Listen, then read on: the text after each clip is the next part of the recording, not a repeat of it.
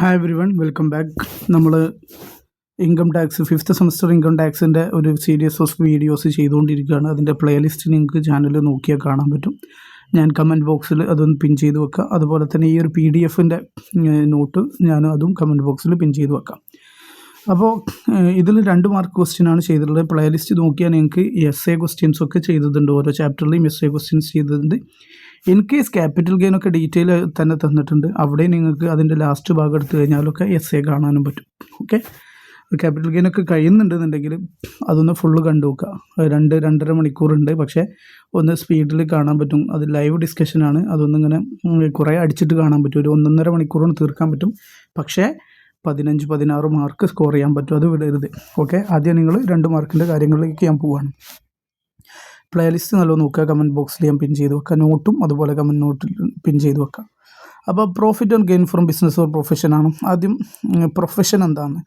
Profession എന്ന് പറഞ്ഞു കഴിഞ്ഞാൽ is an occupation that require intellectual skill വേണം, സ്പെഷ്യലൈസ്ഡ് നോളേജ് വേണം, മാനുവൽ ഡെക്സറിറ്റി വേണം. അതായത് പിന്നെ ഒരു മാനുവൽ ആയിട്ടുള്ള ഒരു നിപുണത വേണം എന്നുള്ളതാണ്.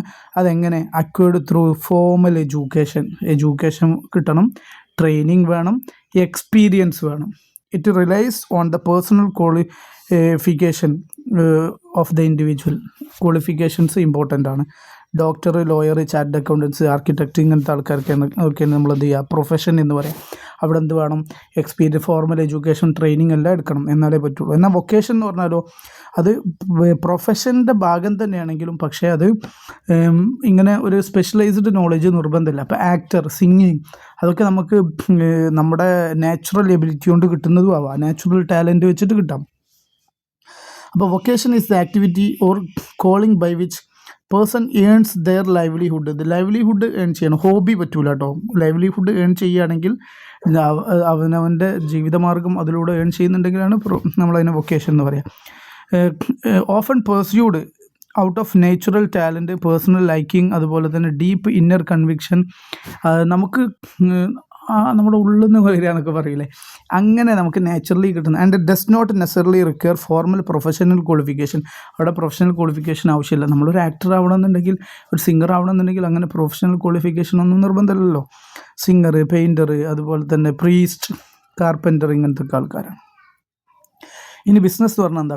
ബിസിനസ് എന്ന് പറഞ്ഞാൽ is defined inclusive definition to cover trade, commerce, manufacture or any adventure or concern in the nature of trade or commerce or manufacture. ഇങ്ങനെ എഴുതിയാൽ മതി. ഓക്കെ, ട്രേഡ്, കൊമേഴ്സ് എല്ലാം വിടും. ഇനി any venture in the nature of trade, commerce, manufacture. എന്ത് തരത്തിലുള്ള venture വന്നു കഴിഞ്ഞാലും അതും ഈ ട്രേഡിൻ്റെ, കൊമേഴ്സിൻ്റെ, മാനുഫാക്ചറിൻ്റെ, ട്രേഡ്, ഈ കൊമേഴ്സ് പ്ലാറ്റ്ഫോമൊക്കെ നമുക്ക് എന്ത് എക്സാമ്പിൾ പറയാം. ഇനി ബ്ലോക്ക് ഓഫ് അസറ്റ്. ഇൻകം ടാക്സിൽ ഡിപ്രീസിയേഷൻ കാൽക്കുലേറ്റ് ചെയ്യാൻ വേണ്ടി ഓരോ ഇൻഡിവിജ്വൽ അസറ്റിൻ്റെ മേലുള്ള ടാക്സ് കാൽക്കുലേറ്റ് ചെയ്യാം. എല്ലാ അസറ്റും കൂടെ നമ്മൾ എന്ത് ചെയ്യും? ഒരേ റേറ്റ് ഓഫ് ഡിപ്രീസിയേഷനുള്ള ഒരേ ടൈപ്പ് അസറ്റുകളെ മുഴുവൻ ഒരു ബ്ലോക്കാക്കി മാറ്റും, ഒരു ഗ്രൂപ്പാക്കി മാറ്റും. അതിനാണ് block of asset. Repeated question ആണ്. ഈ പറഞ്ഞതെല്ലാം റിപ്പീറ്റഡ് ക്വസ്റ്റ്യൻ ആണ് കേട്ടോ. പ്രത്യേകിച്ച് ഇതും പിന്നെ വൊക്കേഷനും ഒക്കെ. അപ്പോൾ മീൻസ് സെക്ഷനൊന്നും കോട്ട് ചെയ്യേണ്ട, ഞാൻ ജസ്റ്റ് ഇട്ടു എന്നേ ഉള്ളൂ. Group of asset falling within A class of asset.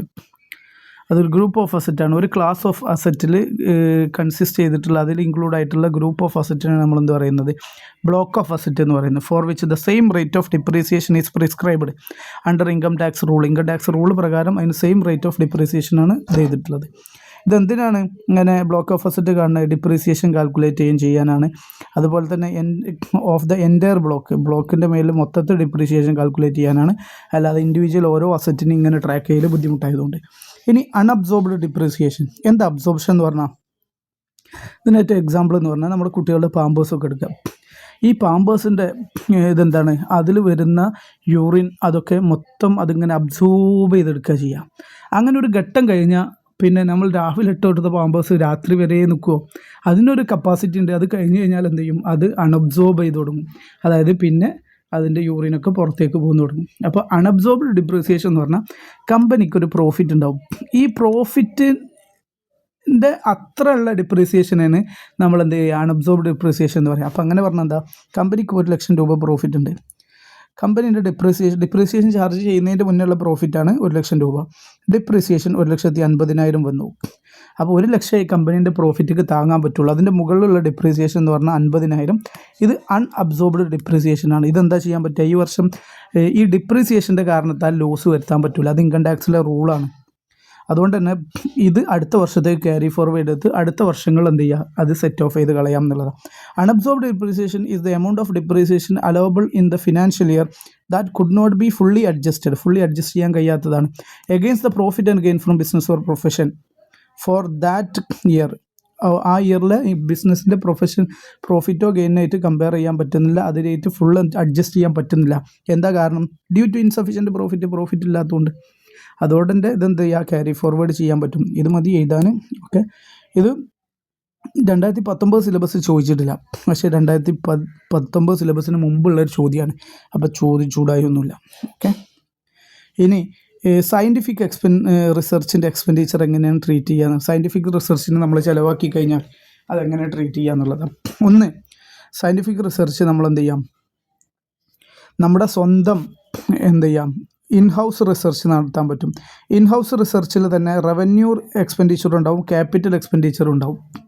Okay, in-house റിസർച്ചിൽ 100% deduction നമുക്ക് എന്ത് ചെയ്യും, കിട്ടും എന്നുള്ളതാണ്. പക്ഷേ ബിസിനസ് തുടങ്ങുന്നതിന് മുമ്പ് ആണെന്നുണ്ടെങ്കിൽ അതിൻ്റെ ബിസിനസ് തുടങ്ങുന്നതിന് മുന്നേ തന്നെ ചിലർ റിസർച്ച് സ്റ്റാർട്ട് ചെയ്യും. ഒരു പ്രൊഡക്റ്റൊക്കെ ഉണ്ടാക്കാനൊക്കെ ഉള്ള റിസർച്ച് ആയിരിക്കൂലേ.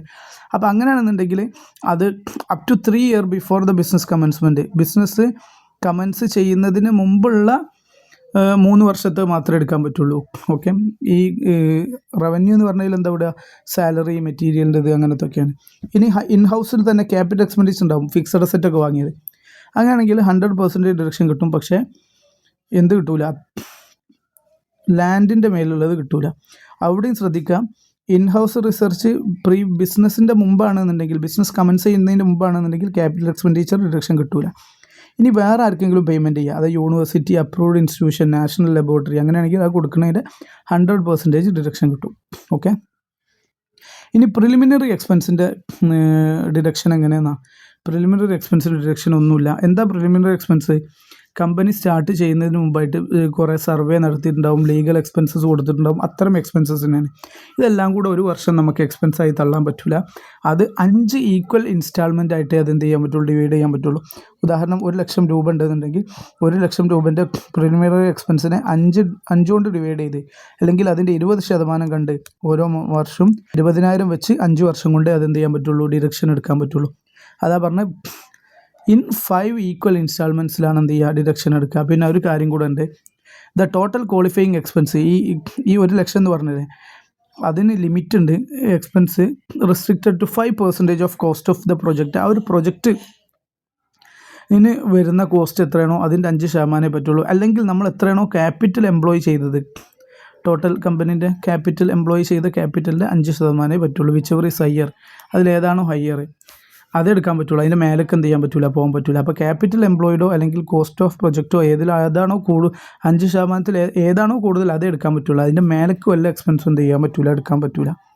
പിന്നെ അഡീഷണൽ ഡിപ്രീസിയേഷനെ പറ്റിയാൽ പറയാനുള്ളത്, പ്ലാന്റ് ആൻഡ് മെഷീനറിൻ്റെ മേലെ അഡീഷണൽ ഡിപ്രീസിയേഷൻ എന്ന് പറഞ്ഞാൽ ആർക്കാണ് കിട്ടുകയെന്ന് വെച്ച് കഴിഞ്ഞാൽ, മാനുഫാക്ചർ പ്രൊഡക്ഷൻ ഒക്കെ നടത്തുന്ന ആളുകൾക്ക്, അല്ലെങ്കിൽ power generation, power transmission, power distribution നടത്തുന്ന കമ്പനികൾക്ക് ഇത് കിട്ടുള്ളൂ. എന്താ കിട്ടുക, പുതിയൊരു അസറ്റ് വാങ്ങിക്കഴിഞ്ഞാൽ കിട്ടും, പക്ഷേ സെക്കൻഡ് ഹാൻഡ് ആണെങ്കിൽ കിട്ടില്ല. ന്യൂ അസറ്റ് പക്ഷേ സെക്കൻഡ് ഹാൻഡ് പറ്റില്ല. അതിന് കിട്ടുന്ന ഡിഡക്ഷൻ എത്ര കഴിഞ്ഞാൽ സ്റ്റാൻഡേർഡ് റേറ്റ് 20% കിട്ടും ആക്ച്വൽ കോസ്റ്റിൻ്റെ മേലിൽ. ഇനി അസറ്റ് ഉപയോഗിച്ച് ഡിപ്രീസിയേഷൻ അല്ലേ, അസറ്റ് ഉപയോഗിച്ച് ലെസ് ദാൻ 180 ഡേയ്സ് ആണെന്നുണ്ടെങ്കിൽ 10% കിട്ടുള്ളൂ. അങ്ങനെയാണെങ്കിൽ അടുത്ത വർഷത്തേക്ക് ബാക്കി 10% അടുത്ത വർഷം കിട്ടും. ഇതൊക്കെയാണ് നമുക്ക് ഈ ഒരു ചാപ്റ്ററിൽ പറയാനുള്ളത്. ഇനി ക്യാപിറ്റൽ ഗെയിൻ അടുത്ത വീഡിയോയിൽ നമുക്ക് ഡിസ്കസ് ചെയ്യാം. Okay, thank you. എന്തെങ്കിലും കാര്യങ്ങളുണ്ടെങ്കിൽ പറഞ്ഞോളൂ. പിന്നെന്താ, നല്ലോണം പ്രിപ്പയർ ചെയ്യാം കേട്ടോ. ഞാൻ വീണ്ടും പറയുന്നു, കുറേ വീഡിയോസ് അപ്ലോഡ് ചെയ്തിട്ടുണ്ട്. PGBPൻ്റെ ഒക്കെ പിന്നെ essay ക്വസ്റ്റ്യൻസൊക്കെ ഡിസ്കസ് ചെയ്ത് ചാനലിൽ ഇട്ടിട്ടുണ്ട്. പ്ലേലിസ്റ്റ് ചെക്ക് ചെയ്യാം.